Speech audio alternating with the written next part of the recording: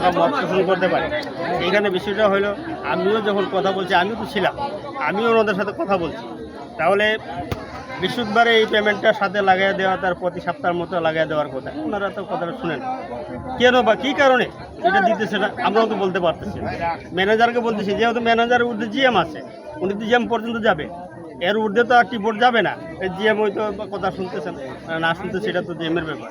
এখন আমার কথা হইলো, ওনারাও তো এই যে 5-6 সপ্তাহ তলব আটকে রয়েছে, ওনারাও তো মানুষ, কাজই করবে, পেটে ভাত দিব না, এটা তো আসলে ঠিক না। আমি আসলে এইটা বলতেছি যে টিপোর্টের চেয়ারম্যান দৃষ্টি আকর্ষণ, যাতে ওনাদের যে সঠিক কাজ করছে তলব তো পাইতে হবে, ওদের পেমেন্টগুলো ব্যবস্থা করার জন্য।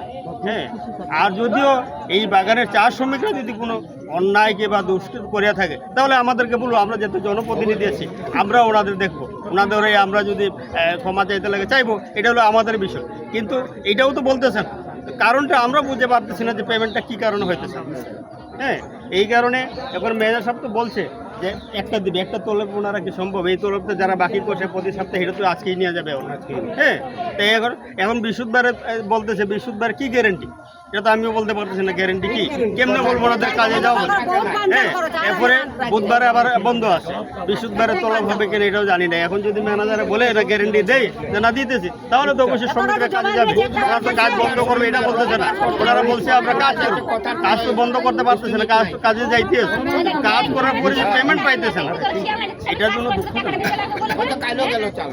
যাই হোক, ধন্যবাদ সবাইকে।